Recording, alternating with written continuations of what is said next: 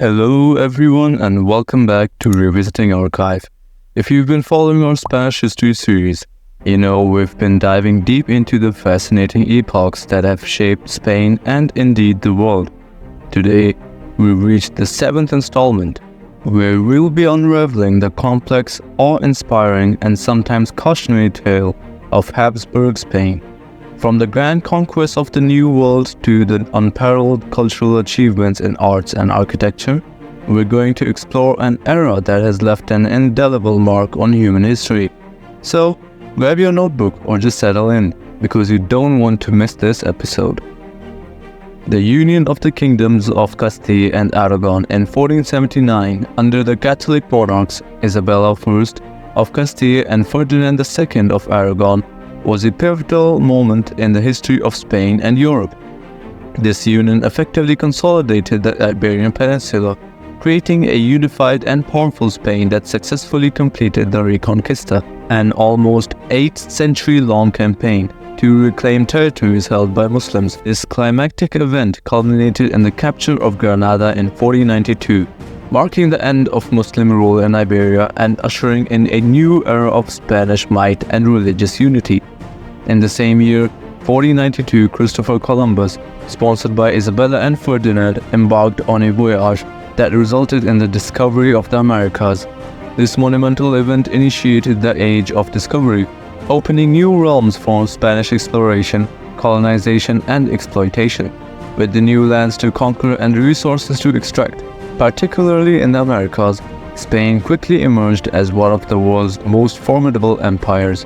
This laid the groundwork for the Habsburg Dynasty to inherit and expand upon this newfound global influence. The Habsburg Dynasty's ascent in Spain began with Charles I, also known as Charles V, Holy Roman Emperor, who ascended the Castile and Aragon thrones in 1516. Charles V was not only the king of United Spain but also inherited the Habsburg territories in Austria, the Low Countries, which is now Belgium, the Netherlands, and Luxembourg, and the Holy Roman Emperor title. His reign marked the beginning of Spain's global empire, as he sought to consolidate his diverse holdings under centralized Habsburg rule. His son, Philip II, who reigned from 1556 to 1598, further solidified Spain's status as a European and global powerhouse. Under Philip II, Spain reached its political and military peak, defeating the Ottoman Empire at the Battle of Lepanto in 1571, and attempting to invade England with the ill-fated Spanish Armada in 1588. Habsburg Spain was a composite monarchy, a governance form in which a single monarch rules multiple states or territories that retain their own laws, traditions, and institutions. This concept was crucial for controlling regions with their own historical identities. The various Habsburg territories like Castile, Aragon, the Low Countries, and others were not unified into a single homogenized state, but were governed by a complex system of viceroyalties, councils, and local nobility, all ultimately answering to the Habsburg monarch. The Habsburg dynasty's reach under Charles I and Philip II was global, encompassing not just the Iberian Peninsula, but also territories like the Netherlands and parts of Italy, including the Kingdom of Naples and the Duchy of Milan. Overseas, the Habsburgs controlled vast colonies in the Americas, from present-day California and the southwestern United States down through Central America and into South America, as well as the Philippines in Asia. The sun famously never set on the Habsburg Empire, reflecting its vast territorial expanse, cultural variety, and richness, and the challenges under its dominion. The Habsburg dynasty oversaw an unprecedented imperial expansion that profoundly altered world history. Pivotal aspect of this expansion was the Americas conquest.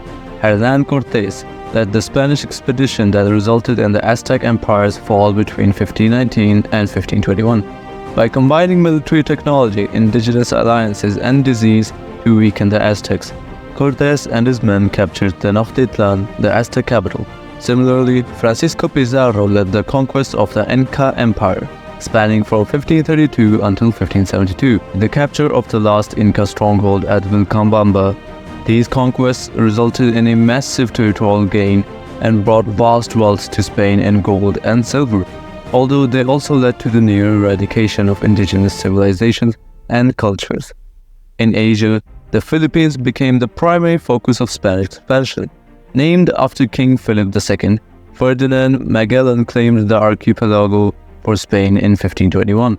Although it took several more decades to establish effective Spanish control, the Philippines became a crucial part of the Spanish trading empire, acting as a hub between Spanish America and Asia, particularly for the Manila Galleon trade route that connected Manila to Acapulco in Mexico. This enabled Spain to participate in lucrative trade with China and other Asian kingdoms, importing goods like silk, spices, and porcelain to the Americas and Europe. Relations with other European powers during the Habsburg era were often complicated and antagonistic.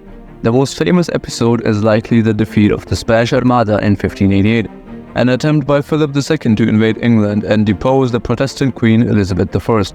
This venture ended in disaster, weakening Spain's naval supremacy and shifting the European power balance. France, under the Valois and the later Bourbon dynasties, was another frequent rival, as seen in the Habsburg-Valois Wars, fought over Italy's control and European supremacy. The Habsburgs also had complex relations with the Holy Roman Empire, primarily consisting of German-speaking states. While the Spanish and Austrian branches of the Habsburg were technically separate, they often collaborated, especially in conflicts like the 30 Years' War, to maintain Catholic influence and Habsburg power in Central Europe. The Habsburg rule period, particularly the 16th and 17th centuries, coincides with the Spanish Golden Age, a time of extraordinary cultural, artistic, and intellectual activity. In literature, Miguel de Cervantes' Don Quixote, published in two parts in 1605 and 1615, stands out as a seminal work. This novel is considered one of the greatest works of fiction ever written and is emblematic of the picaresque literary tradition in Spain. It explores themes of chivalry, reality versus illusion, and the human condition, all with a keen sense of humor and deep insight into human nature. Spanish drama also saw groundbreaking contributions, primarily from playwrights like Lope de Vega and Calderón de la Barca. Their works, often staged in the corrales or open-air theaters, explored a wide range of themes from love and honor to social justice and religious faith. In the arts, the period produced masters like El Greco, a Greek-born painter who made his career in Spain. Known for his elongated figures and dreamlike use of color and light, El Greco's works are often categorized as Mannerist and are considered some of the most original and evocative of the period. Diego Velázquez emerged as another towering figure in Spanish art, celebrated for works like Las Meninas, a complex and mysterious painting that has fascinated art historians and critics for centuries. Velázquez's work stands out for its technical mastery and its exploration of human psychology. Baroque architecture also flourished during this period, with landmarks like the El Escorial Monastery and Palace near Madrid serving as symbols of both spiritual and temporal power.